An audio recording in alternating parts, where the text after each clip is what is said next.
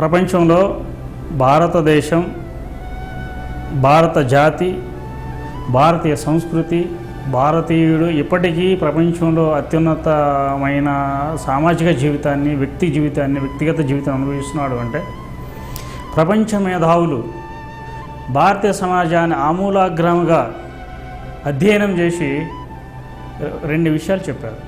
ఈ సరాసరి మానవ చరిత్రలో ఎన్నో సమాజాలు, ఎన్నో మానవ నాగరికతలు ఉద్భవించాయి. అందులో భారతీయ నాగరికత, భారతీయ జాతి, భారత సంస్కృతి అనేది ఒకటి. భారతీయుడికి, భారతీయ సంస్కృతికి మూలం నాగరికతతో పాటు సంస్కృతి. ప్రపంచ జాతులకి కేవలం నాగరికత మాత్రమే ఉంది, సంస్కృతి లేదు వాళ్ళకి. అందుకనే స్వామి వివేకానంద ఏమంటారు, a woman in the east that is called in India is mother, a woman in the west is darling. అంటే ఏంటి, ఇక్కడ మానవ నాగరికతతో పాటు భారతీయులకి మానవ సంస్కృతి కూడా ఉన్నది. అందుకనే భారతీయులు గొప్పవారయ్యారు. కానీ నేటి తరానికి మన భారతదేశాన్ని అంతర్గతంగా చూసుకుంటే భారతీయులు ఎంతవరకు అనైక్యంగా ఉండాలో అంతవరకు అనైక్యంగానే ఉన్నారు. మరి ఎందుకు మన పుణ్యభూమి అనేది పిలుచుకోవాలి? కానీ పూలదండను గుచ్చినట్టుగా, వివిధ రకాల పూలతో ఒక దండ ఏర్పడినట్టుగా భారతీయులకు సాంస్కృతిక, సామాజిక, ఆధ్యాత్మికతమైన ఐక్యత ఉన్నది. ఇది కొన్ని వేల సంవత్సరాల నుంచి భారతదేశంలో అన్ఇంటరప్టెడ్గా ఎవరు కూడా ధ్వంసం చేయనంత పటిష్ట స్థితిలో ఉన్నది. అదే మన సాంస్కృతిక వారసత్వము. రాముడు కశ్మీర్ నుంచి కన్యాకుమారి వరకు రాముడే, అరుణాచల్ ప్రదేశ్ నుంచి ఇటు గుజరాత్ వరకు రాముడే. అట్లాగే కృష్ణ సంప్రదాయం, అట్లాగే భారతమాతాకి జై, వందే మాత్రం. ఇట్లా మన భారతీయులకు ఒక ఉమ్మడి సంస్కృతి ఉన్నది. కానీ భారతీయులకు ఉమ్మడి జాతి లేదు. మరి ఏమైంది జాతి? విదేశాలకు వెళ్ళినప్పుడు నేను అమెరికన్ అంటాడు, నేను బ్రిటిషర్ని అంటాడు, నేను జర్మన్ అంటాడు. మన భారతీయులకు వచ్చేటప్పటికి నేను మరాఠీని అంటాడు. మరాఠీలో మీరేంటి, కులం పేరు చెప్పుకుంటాడు. కులంలో నువ్వేంటి, నాది గోత్రం, నాది గోత్రం. మనిషి భారతీయుడు వ్యక్తిగా స్థిరపడడానికి ఇష్టపడతాడు, జాతిగా ఐక్యం అవడానికి ఇష్టపడ్డాడు. దానికి కారణం తరతరాలుగా మనల్ని పట్టి వేధిస్తున్న, పట్టి పీడిస్తున్న అనైక్యతా భావనలు.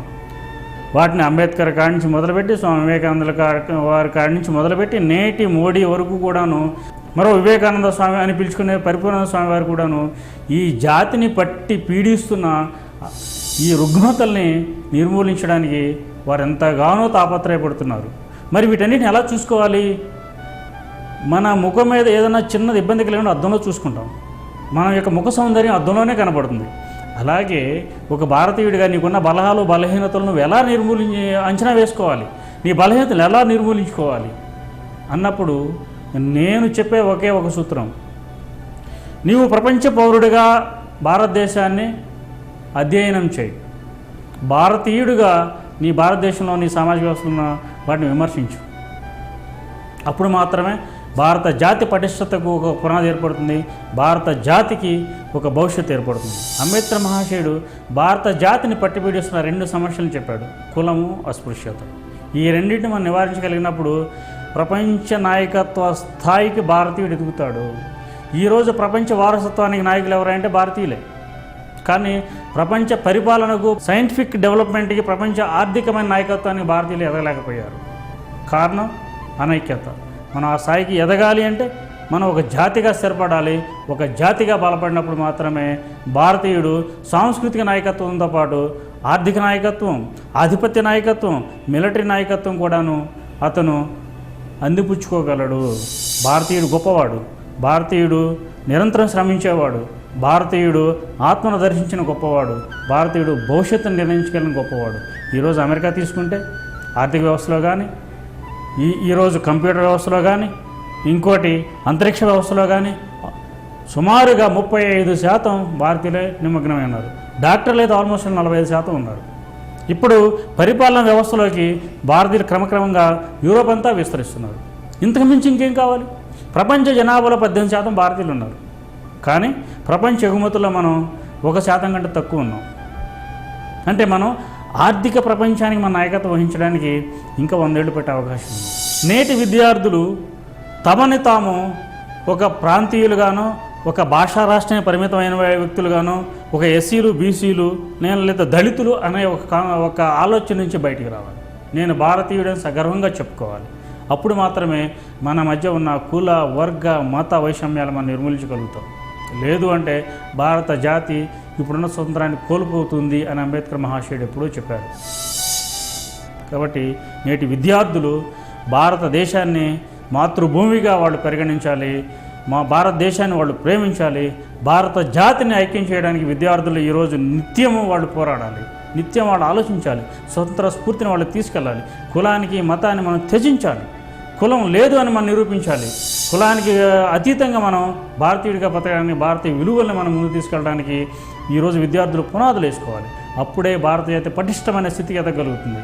భారత జాతి ఈరోజు ఈ స్థితిలో ఉండడానికి విద్యార్థులు కులాలుగాను, వర్గాలుగాను, భాషా ప్రాంత వాసులుగాను విడిపోవడమే ఇవన్నీ రుగ్మతలకు కారణం. సామాజిక వివక్షతల పేరు మీద ఈరోజు సమాజాన్ని చిన్నాభిన్నం చేసే కొన్ని శక్తులకి కొన్ని రాజకీయ పార్టీలు ఆసరాగా ఉన్నాయి. ఉదాహరణకు అబ్దుల్ గురు వర్ధంతిని జరపడం. ఈ వర్ధంతి అబ్దుల్ గురు ఎవరు? భారతదేశ సార్వభౌమాధికారానికి ప్రతీకైన పార్లమెంటు మీద దాడి చేసి మన ప్రతినిధులను చంపడానికి కుట్ర పన్నిన ఒక విదేశీ తీవ్రవాది. అంటే ఏమిటి? అతను భారతీయ ఆత్మను, భారతీయ శక్తిని అతను నిర్మూలించడానికి నడుం కట్టిన ఒక దేశద్రోహి, జాతి ద్రోహి, నరహంతకుడు. ఒక రకంగా చెప్పాలి అంటే వాడి పేరు ఉచ్చరించడానికే భారతీయులు అసహించుకోవాలి. ఎలాగూ అంటే మన తల్లిని ఎవరన్నా మాట అంటే మనం ఎట్లా ఆడి ప్రాణం తీయడానికి సిద్ధపడతాం. అంతకంటే క్రూరమైన, హీనమైన వ్యక్తి అఫ్జల్ గురు. అట్లాంటి వ్యక్తి సంస్మరణ సభను హైదరాబాద్ సెంట్రల్ యూనివర్సిటీలో పెట్టారు. దాని కొనసాగింపుగా జేఎన్యూలో జరుగుతున్నాయి అంటే విద్యార్థుల్లో కొరవడిన జాతీయ భావన, విద్యార్థులను వేధిస్తున్న సామాజిక రుగ్మతలు, విద్యార్థులు వాళ్ళ ఆలోచనలు పెంచుకోవాల్సిన విశ్వవిద్యాలయాల్లో విద్యార్థులు వాళ్ళ ఆలోచనల్ని, వాళ్ళ భావాన్ని, వాళ్ళ భావనల్ని దేశ విచ్ఛిన్నానికి, జాతి విచ్ఛిన్నానికి వాడుకుంటున్నారు. దీని వెనకాల ఉన్న రాజకీయమైన శక్తులు ఎవరు? ఉదాహరణ తీసుకుంటే ఏఐఎస్ఎఫ్ అనేది, అట్లాగే దళిత అతివాదులు. ఈ దళిత అతివాదులు ఎవరు? ఈ దళిత అతివాదులు అనేటప్పుడు మూలవాసి సిద్ధాంతాన్ని, కమ్యూనిస్టులు ప్రతిపాదించిన మూలవాసి సిద్ధాంతాన్ని ఎత్తుకెత్తుకున్న, అంబేద్కర్ స్ఫూర్తి వ్యతిరేకంగా పనిచేస్తున్న ఒక వికృత ఆలోచన కలిగిన మేధావి వర్గంగా నేను చెప్తాను. వీళ్ళకి ఫండింగ్ ఇస్తుంది ఎవరు? ఈ మూలవాసులు ఎక్కడి నుంచి వచ్చారు? ఈ మూలవాసులు ఈ భారతదేశ సంస్కృతిని, భారతీయ యొక్క ఆత్మను, భారతీయ తత్వాన్ని వ్యతిరేకించే ఒక జాతి ద్రోహులుగా నేను చెప్పదలుచుకున్నాను. వీళ్ళు చేసిన పన్నాగమే అఫ్జల్ గురు వర్ధంతిని హైదరాబాద్ సెంట్రల్ యూనివర్సిటీలో సెలబ్రేట్ చేయడం. దాని కొనసాగింపే జేఎన్యూలో జాతికి భావ సారూప్యాన్ని, రాజకీయ సైద్ధాంతిక భావనలు అందిస్తున్న జేఎన్యూలో వీళ్ళు అక్కడ చేస్తున్న ఒక దుర్మార్గపు ఆలోచనలో ఈ మూలవాద సిద్ధాంతం. ప్రపంచ జాతుల్లో భారతీయుడికి ఒక గొప్పతనాన్ని, ఒక శాశ్వతమైన పూజ్యభావాన్ని అందించింది ఒక ఆవు మాత్రమే. దాన్ని రక్షించుకోవడానికి ఈరోజు భారత జాతీయులు, జాతీయవాదులు విద్యార్థులు నడుంగట్టినప్పుడు ఈ మూలవాసులు వాళ్ళ ఆహారపు అలవాట్లని, వాళ్ళ సంస్కృతిని మేము నిలబెట్టుకుంటున్నాము అని వాళ్ళు ఫండింగ్ వల్ల వీళ్ళు యూనివర్సిటీని స్థావరాలుగా చేసుకుని పుణ్యభూమికి ద్రోహం చేసే విద్రోహులుగా వాళ్ళు ఈరోజు ఎదుగుతున్నారు. దీన్ని ప్రతి విద్యార్థి జాతీయ భావంతో వందే మాత్రం పాడుకుంటూ భారత మాతాకి జై అంటూ ఆ రోజు మనం తెల్లాలని ఎలాగైతే ఈ 2 సూత్రాలతో తెల్లాలని ఎట్లయితే మనం తరిమేసి మన ఆత్మగౌరవాన్ని, స్వతంత్రాన్ని మనం సాధించుకున్నాము.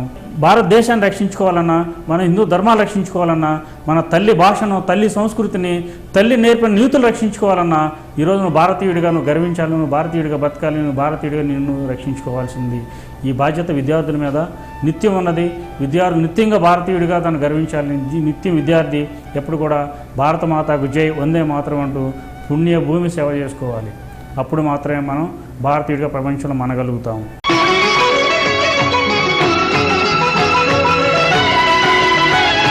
పుణ్యభూమి నా దేశం.